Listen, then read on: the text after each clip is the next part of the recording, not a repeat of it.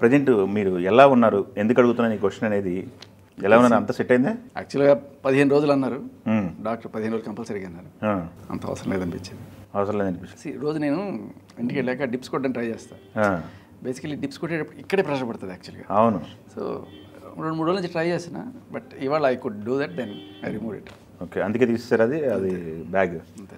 Okay, వాళ్ళు safe side చెప్తారు 15 రోజులు. బట్ మీకు ఏమన్నా లోపల ఇక్కడ ఏమన్నా అయిందా, లేకపోతే చిన్న టేర్ అది ఏంటి? ఎంతమంది దాడి చేశారు? బౌన్సర్లా లేకపోతే సివిలియన్సా? ఏంటి పరిస్థితి? బౌన్సర్లా నాకు తెలీదు.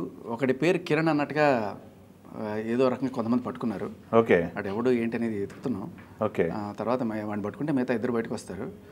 సో అది బేసికల్ జరిగింది, మీకు ఆల్రెడీ తెలిసే ఉంటుంది. అవును, అదే ఫస్ట్ వచ్చి రెచ్చగొట్టి చెప్పులు వేసేయడం వల్ల నేను ఒక తోపు దోసి ఇంకా అటాక్ చేసేసాడని చెప్పి వాళ్ళందరూ వచ్చేసి అమ్మాయిని కొట్టేస్తారని చెప్పి. So already pre plan drama. First Lavanya గారు అటాక్. ఆవిడ ఆల్రెడీ అయ్యో ఇట్లా మనం చేస్తుంటే వచ్చేసి ఆ స్టూడియోకి దబా బాధేసి అరుపులు బూతులు, రా చంపేస్తా నరికేస్తా అని చెప్పి.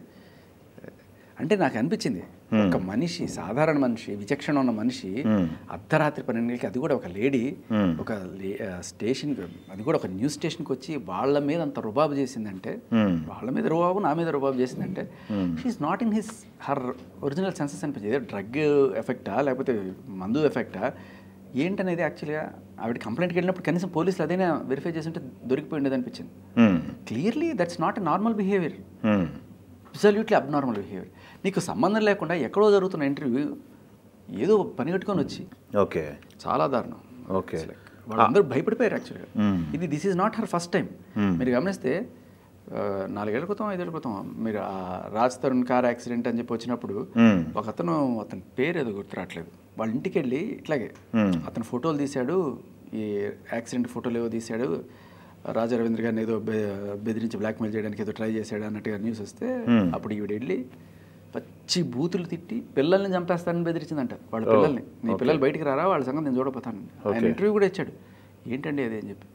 ఆ సెక్యూరిటీ గార్డులు అంతా కూడా అదే ఒకటే కదా, మనం రాస్తాను వాళ్ళ నాన్న వాళ్ళకి వెళ్ళి సేమ్ ఇదే టైప్లో కదా, కాకపోతే బూతులు మాట్లాడలేదు, మీడియా ఉంది కదా అక్కడ పక్కన, అందుకని నిజమైన అరుపులు. అంతెందుకు రాస్తారు డైరెక్ట్ రికార్డే విన్నాం కదా ఆవిడ బూతులు దండకం.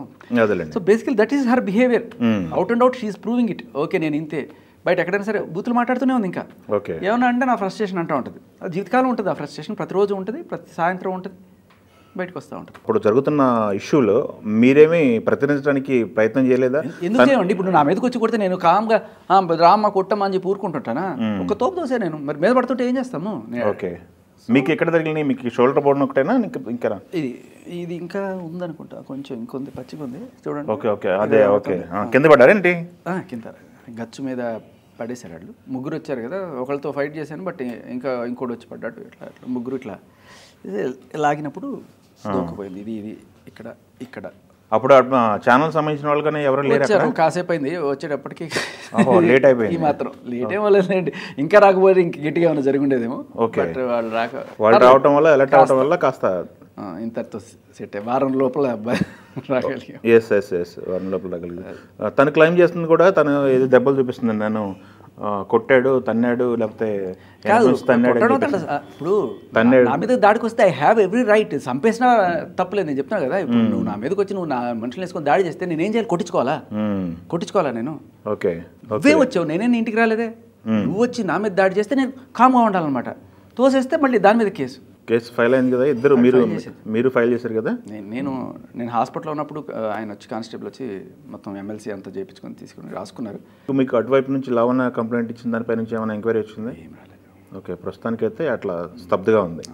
అయితే ఇంకోటండి, ఇప్పుడు మీకు వీళ్ళ ఫిజికల్గా అటాక్ అయిన తర్వాత రాజుగారు మీకు కాంటాక్ట్లోకి వచ్చారా? ఏంటి ఆయన రియాక్షన్ ఏంటి ఫిజికల్ అటాక్ మీద? చాలా బాధపడ్డాడు. భయ్యా సారీ, నా వల్లే నీకు ఇంత జరుగుతుంది అంటే. నీ కోసం కాదు రాజ్, నేను వచ్చిన కాజ్ వేరు, అందులో నువ్వు వచ్చావు, నువ్వేమి అట్లాంటివి తీసుకోవద్దు, ఈ చిల్లర తాటకి చప్పుడుకి భయపడేది ఏం లేదు. ఓకే, సారీ నువ్వు చేసావా, నాకు కాదు కదా. సో అలా ఏం లేదు. అయితే ఇంకొకటి సార్, నేను అతను హాస్పిటల్ కూడా వద్దాం అనుకున్నాడు, నేనే వద్దని చెప్పి సెక్యూరిటీ రీజన్స్ అన్నీ కూడా వద్దు, మళ్ళీ తన మీద కూడా అటాక్ చేస్తే. ఓకే, అది ఆల్రెడీ అంటే నాకు డౌట్ ఏమొచ్చిందంటే, అలా అంత జరిగినప్పుడు రాజు కూడా వస్తాడు, పరామర్శించడానికి వస్తాడు అని గ్యారంటీగా అందరూ ఎక్స్పెక్ట్ చేస్తారు కదా. సో తన మీద ఏదైనా జరుగుతుందని నేను క్లియర్ కట్గా చెప్పాను.